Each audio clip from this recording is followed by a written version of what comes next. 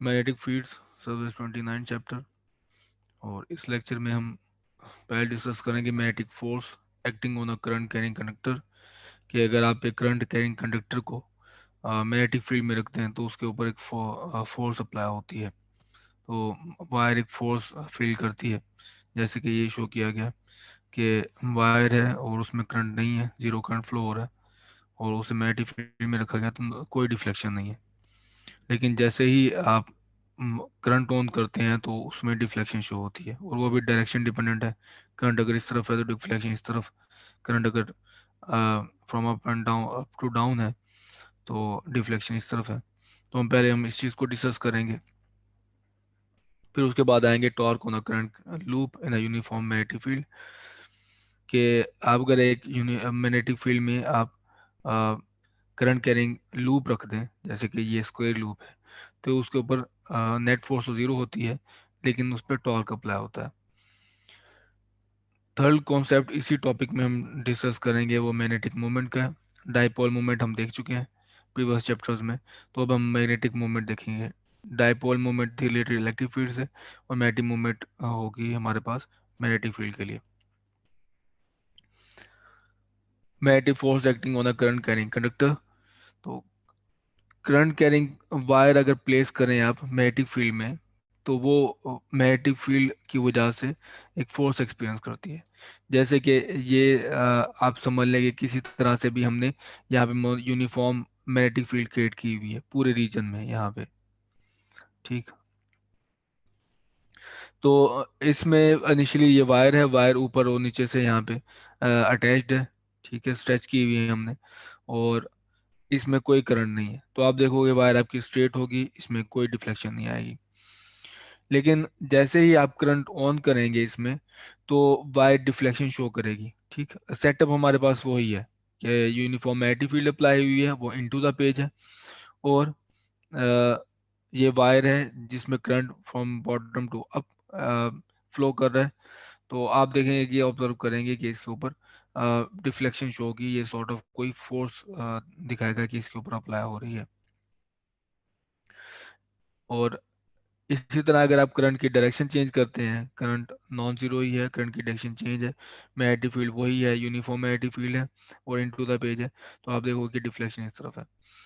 ये जो force apply हो रही है, डिफ्लेक्शन है, ये आप राइट हैंड रूल से भी देख सकते हैं। तो आपने करना ये होगा कि अपनी जो फिंगर्स हैं वो स्ट्रेट करनी होगी टूवर्ड्स करंट, ठीक है।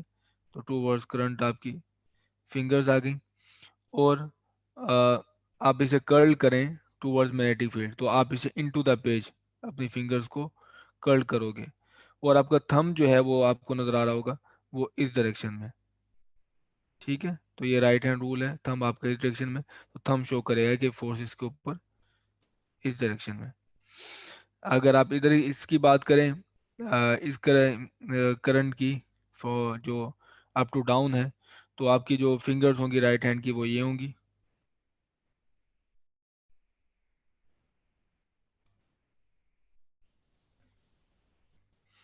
ये राइट हैंड की फिंगर्स होंगी, ठीक है। और इस बार आपका राइट हैंड का जो थंब होगा वो इस डायरेक्शन में होगा, ठीक है।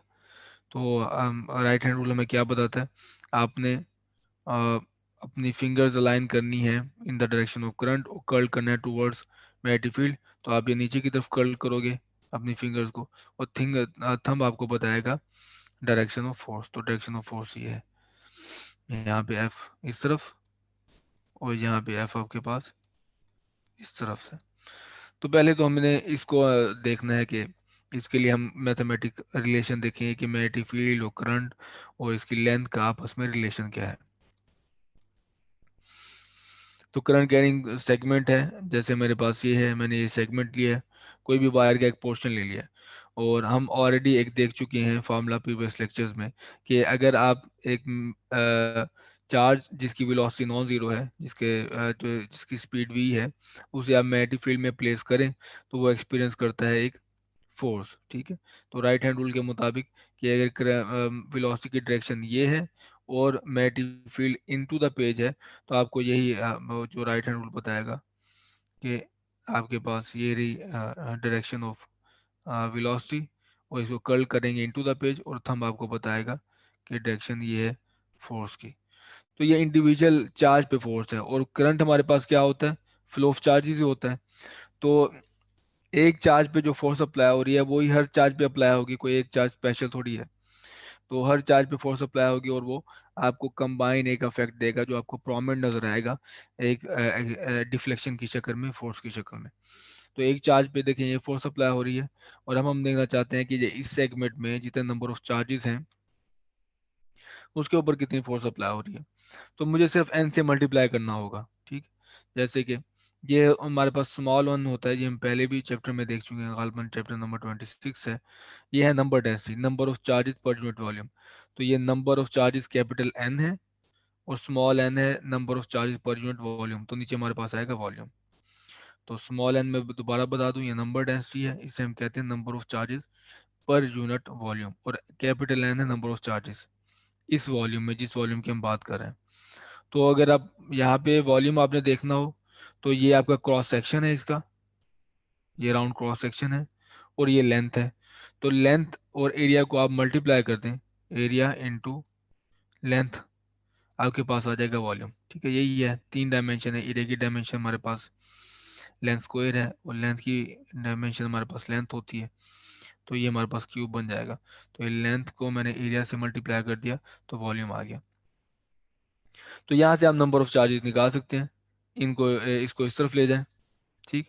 तो नंबर ऑफ चार्जेस रह जाएंगे, ये जो ऊपर लिखा है मैंने, number of charges in capital L segment is equal to N A L.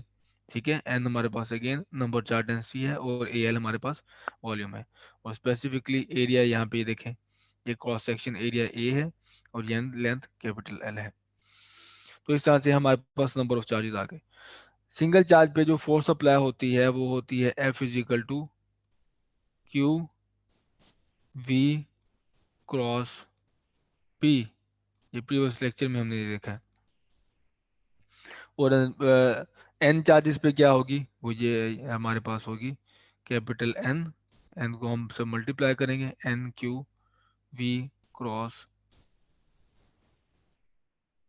B. तो सिंगल चार्ज पे ये फोर्स, और एन नंबर ऑफ चार्जेस पे सिर्फ एन को मल्टीप्लाई करना होगा 7 को। तो ये आप देखें, तो मैंने वही किया है, ये सिंगल चार्ज पे फोर्स है, और इसमें वेलोसिटी कौन सी है, हमारे पास ड्रिफ्ट वेलोसिटी है। याद करें कि हमारे पास सिक्स चैप्टर पे हमने ये देखा था कि जिस वेलोसिटी से चार्जेस मूव होते हैं वो हमारे पास ड्रिफ्ट वेलोसिटी होती है। तो ये जिस वेलोसिटी से हमारे पास चार्ज मूव हो रहा है वो ड्रिफ्ट वेलोसिटी। ये सिंगल चार्ज पे फोर्स है, जिसमें मैंने यहाँ पे इस बॉक्स में शो किया है। और ये मैंने अभी दिखाया था आपको, number of charge in L segment is equal to N A L. तो N A L number of charges को आपने मल्टीप्लाई कर दिया। तो बेसिकली ये क्या है, ये कैपिटल एन है। तो ये सिंगल फोर्स चार्ज पे फोर्स, और उसको कैपिटल एन जितने नंबर ऑफ चार्जेस उस वॉल्यूम में मौजूद हैं उससे मल्टीप्लाई कर देंगे, तो टोटल उस लाइन सेगमेंट पे आपके पास फोर्स आ जाएगी। अब चैप्टर नंबर 26 या काल्पन 27 से हमने देखा हुआ है कि करंट और ड्रिफ्ट वेलोसिटी में जो रिलेशन है वो ये है। तो यहाँ पे अगेन हम इन दो इन चीज जो फैक्टर्स को कंबाइन कर देंगे, वो ये है, ठीक है। ये है हमारे पास, इनको कंबाइन कर दें, वो इसका नाम क्या है, Q V D N A is equal to I. तो हमारे पास करंट इज इक्वल टू होता है N Q V D A. ये हमने जहाँ पे करंट डेंसिटी पढ़ी थी, वॉल्यूम करंट डेंसिटी, वहाँ पे हमने ये रिलेशन देखा था। और जहाँ माइक्रोस्कोपिक जो स्ट्रक्चर देख रहे थे इसका कंडक्शन का, माइक्रोस्कोपिक जो डिटेल्स हैं कंडक्शन की देख रहे थे, वहाँ पे हमने ये ड्राइव किया था। तो इस इन फैक्टर्स को निकाल के इनकी जगह पे हम आई प्लेस करेंगे। तो ये रहा मेरे पास फार्मूला, जो लाइन सेगमेंट पे, जो वाइड सेगमेंट पे, स्ट्रेट वाइड सेगमेंट पे फोर्स अप्लाई हो रही है। तो अगेन ये हो गई हमारे पास लेंथ, वायर की कैपिटल एल हो गया, आई हो गया हमारे पास जो इसमें करंट फ्लो हो रहा है, और लेंथ यहाँ पे देखिए इसमें वेक्टर है। तो लेंथ इसमें क्या होगा, लेंथ की इसकी डायरेक्शन क्या होगी, वही डायरेक्शन होगी जो करंट की डायरेक्शन है। तो करंट की डायरेक्शन आप इसको असाइन कर दे लेंथ को, तो आपके पास ये लेंथ वेक्टर बन जाएगा। और क्रॉस बी है, तो बी क्रॉस बी हमारे पास ये मौजूद है, वो वैसे वेक्टर है। तो ये मेरे पास आ गया मैग्नेटिक फोर्स जो करंट कैरिंग वायर पे अप्लाई हो रही है, करंट कैरिंग कंडक्टर पे अप्लाई हो रही है, जब अगर उसे आप मैग्नेटिक फील्ड में रखते हैं। तो आई मेरा करंट है जो इस वायर में फ्लो कर रहा है, कैपिटल एल है लेंथ इस वायर की, और लेंथ की डायरेक्शन है हमारे पास डायरेक्शन ऑफ करंट, और मैग्नेटिक फील्ड जिस मैग्नेटिक फील्ड में ये वायर प्लेस्ड है। आप ये इसके पे भी अब राइट हैंड रूल अप्लाई करके देख सकते हैं कि फोर्स ये बिल्कुल क्लियर है। ये इधर इस तरफ देगा फोर्स, और इस वायर के लिए फोर्स इस तरफ होगी।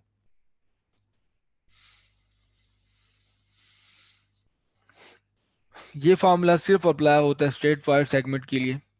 तो स्ट्रेट वायर सेगमेंट है अगर आपके पास, तो उसके लिए ये फार्मूला स्ट्रेट फॉरवर्ड है।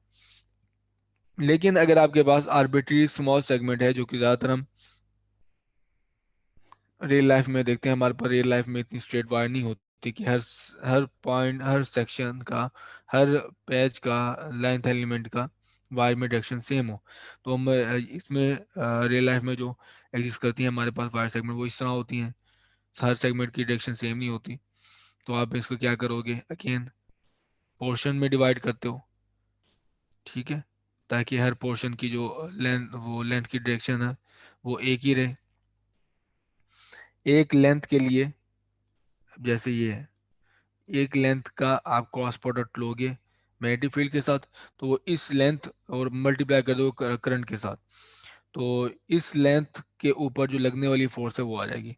और जैसे कि ये डी एस है, तो डी एस सिर्फ ये लेंथ एलिमेंट का आप मैग्नेटिक फील्ड के साथ क्रॉस प्रोडक्ट लोगे और आई के साथ मल्टीप्लाई कर दोगे, तो इस लेंथ एलिमेंट पे लगने वाली फोर्स आ जाएगी।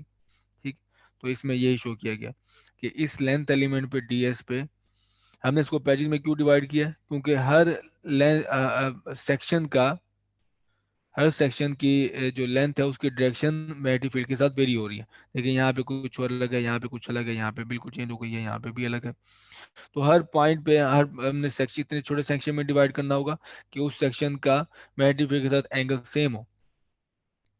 तो ये देखें, ये ऑलमोस्ट इस सेक्शन का एंगल सेम है, इसका एंगल थोड़ा चेंज हो जाता है इसका। अब इस पैचेस को, लेंथ एलिमेंट्स को जितना कम करते जाएंगे, जितना छोटा करते जाएंगे, आपकी जो कैलकुलेशंस हैं उतनी एक्यूरेट होती जाएंगी।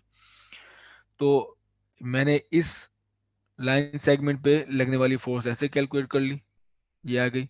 अब अगर आप इसकी बात करें तो इसके ऊपर फोर्स क्या लग रही होगी, तो आप इसी इसी लेंथ एलिमेंट का, लेट्स से मैं इसे डी एस टू कह देता हूँ, क्रॉस प्रोडक्ट लेना होगा वहाँ पे मौजूद मैग्नेटिक फील्ड के साथ। ठीक है, तो वहाँ पे आपके उसके ऊपर फोर्स आ जाएगी। तो आपको अगर टोटल फोर्स चाहिए, तो आपको इन सारे लेंथ एलिमेंट्स पे जो फोर्स लग रही है उनको सम अप करना होगा। ठीक है, इस तरह कैलकुलेट करके सबको सम कर देंगे। और वो हम सम किस तरह करते हैं, वो करते हैं हम इंटीग्रेशन से। तो इंटीग्रेशन यही काम कर रही है कि इस पूरी वायर को पैचेस में डिवाइड करी है, पैच में डिवाइड करने के बाद हर लाइन सेगमेंट के ऊपर लगने वाली force D S cross B उसको कैलकुलेट कर रही है और सबको सम कर रहा है। तो इंटीग्रेशन हमारे पास सम